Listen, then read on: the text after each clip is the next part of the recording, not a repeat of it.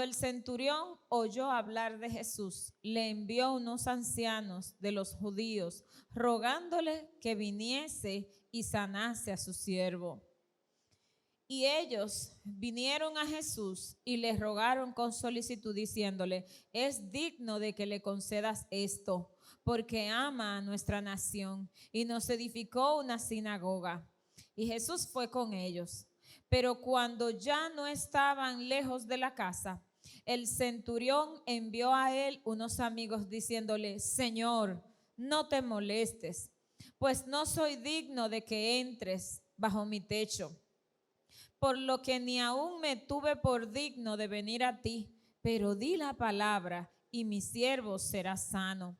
Porque también yo soy hombre puesto bajo autoridad y tengo soldado bajo mis órdenes. Y digo a este: ve y va, y al otro: ven y viene, y a mi siervo: haz esto, y lo hace. Y al oír esto, Jesús se maravilló de él. Y volviéndose dijo a la gente que le seguía: os digo que ni aún en Israel he hallado tanta fe.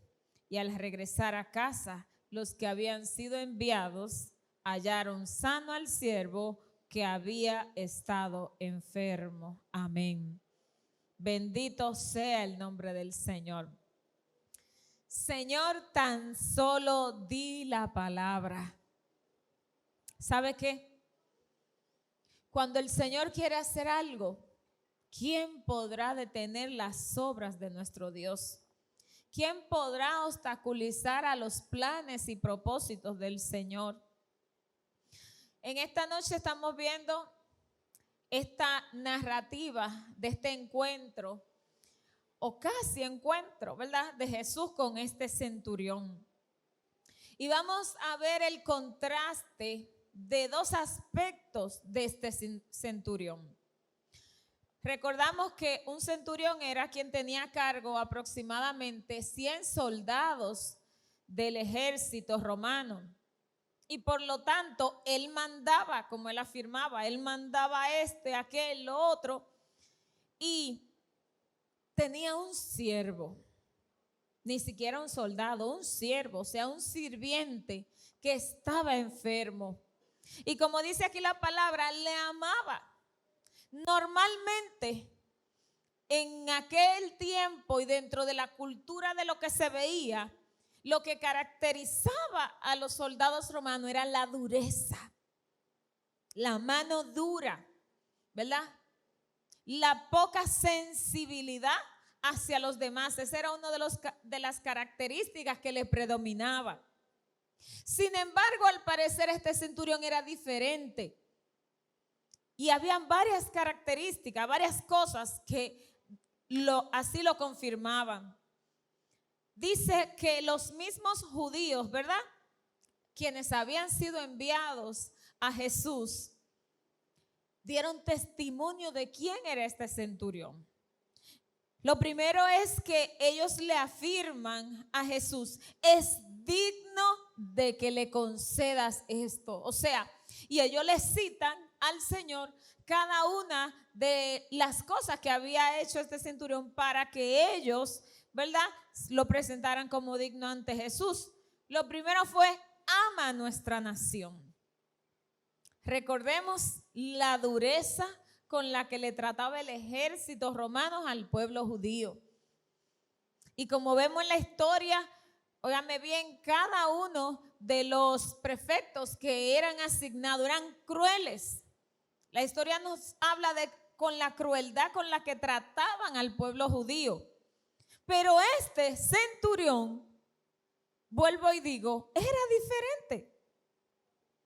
Aparte de que amaba a la nación judía, ellos explicaron que le había construido una sinagoga. Eso era algo relevante. Eso era algo como decir: yo voy a construir este templo para que ustedes vengan y se congreguen aquí y adoren a Dios aquí. ¿Quién tan fácilmente, verdad, puede hacer una obra como esa, aún en nuestros días?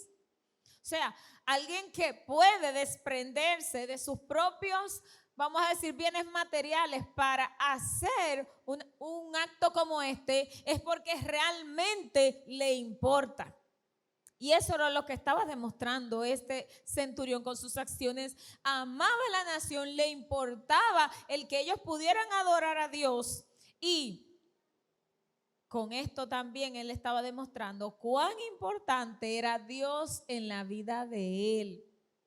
Bendito sea Dios. Entonces, dice aquí que Jesús, al oír esto, ¿verdad? Es como cuando usted viene y le presentan todas las virtudes de una persona para usted acceder a un favor. Piense usted, ¿cuántas veces alguien ha venido y le ha pedido un favor y le dice, no, pero es que mira, hazme este favor por fulano, porque es que él se lo merece, porque es que él ha sido así, mira, él es muy servicial, en los momentos que esto, aquello y lo otro. Y entonces usted, como por el testimonio de lo que escucha, entonces usted se mueve, ¿verdad? Usted se mueve a acceder a eso que le están pidiendo por las virtudes que le están presentando de la persona. Entonces, Jesús hace esto mismo, se mueve y le dice, ok, de acuerdo, Anabel, ¿verdad? Pues vamos para allá. Vamos, su siervo está enfermo, él ha mandado a buscar al maestro, al parecer él comprende y entiende que puede haber un milagro a través de ese Jesús judío que anda ahí y que puede sanar su siervo enfermo. Pero entonces vemos otra parte, y la otra parte es la actitud del mismo centurión. Dice aquí la palabra que cuando ya no estaban lejos de la casa, el centurión mandó avisar, no, por favor no llegues hasta aquí. No soy digno ni siquiera de que entres en mi casa. Pero estamos hablando del mismo hombre que a Jesús le habían dicho lo bueno que era, cuánto amaba al pueblo judío y la sinagoga que había construido. Y estamos hablando de que estaba sintiendo compasión por su siervo enfermo. Pero al parecer este centurión, a pesar de todas esas características de bondades, él sabía en su interior que nada de eso era suficiente. Que sus propias bondades no eran suficientes. ¿Por qué? Porque se sentía indigno delante del Señor. ¿Cuántas personas hoy por sus bondades se sienten dignos de que el Señor obre en sus vidas, obre en aquello, que les supla, que le dé bendición, bendición, bendición, bendición? Porque hoy se ha malinterpretado un poco el término bendición, y bendición pensamos simplemente que son bienes materiales, y la bendición del Señor puede venir de muchas maneras a nuestra vida. Pero si usted lo que está pendiente que la bendición que Dios le va a dar es material, entonces su mirada está puesta en lo material, no en las cosas eternas. Bendito sea el Señor. Pero cuando el Señor nos quiere bendecir, mire, hay una multiforme gracia de nuestro Dios para nuestras vidas. Bendito sea su nombre. Por lo cual entonces vemos que este centurión detiene al Señor. Y no solo que no se siente digno de que el maestro entre a su casa y venga a hacer el milagro él directamente, sino que tiene una fe admirable, una fe digna de resaltar, donde él está convencido que ese Jesús que anda ahí para sanar a su siervo ni siquiera tiene que llegar, ni siquiera tiene que venir a tocarlo directamente, porque él confía plenamente que con que Jesús diga la palabra sería suficiente. Bendito sea Dios. Estamos hablando de un hombre que no era judío. Estamos hablando de un hombre que lo más probable en alguna época de su vida estuvo dominada por la crueldad. Pero en este momento él comprende que Jesús tenía el poder suficiente para hacer el milagro sin ni siquiera tocar a su siervo. Dice la palabra del Señor que Jesús, ¿qué hizo? Se maravilló. Se maravilló porque dijo, wow, ni siquiera en Israel había encontrado tanta fe. Fíjese que normalmente los que venían de Jesús por un milagro se arrodillaban, le pedían ahí de frente, no mandaban a decir, sino que venían directamente donde Jesús, porque entendían que encontrándose con él era que iban a obtener el milagro. Pero aquí es donde vemos que para el Señor no hay nada imposible. Y vemos todas las maneras con las que Jesús sanó.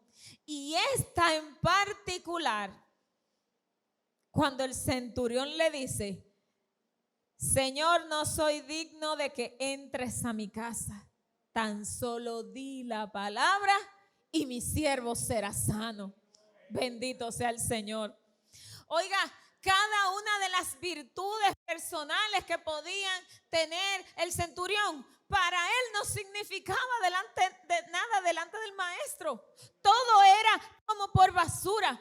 ¿Por qué? Porque su indignidad de pecador le hacían sentir que nada de lo que había hecho era suficiente. ¿Sabe qué, mis hermanos? Nada de lo que nosotros podamos hacer como obras buenas será suficiente delante del maestro. No somos suficientes. Nada de lo que hagamos será suficiente. Bendito sea el Señor, porque es su gracia, es su misericordia, es su perdón, es su redención la que nos hace dignos. Alabado sea Cristo. Por lo cual, aquel centurión, con aquella fe, así recibió el milagro. Aleluya. Bendito sea el Señor, porque dice aquí que al regresar a casa, los que habían sido enviados hallaron al siervo sano, aquel que había estado enfermo. Bendito sea Dios. Y en otro de las citas de los otros evangelios dice que se habían dado cuenta que desde aquella misma hora, aleluya.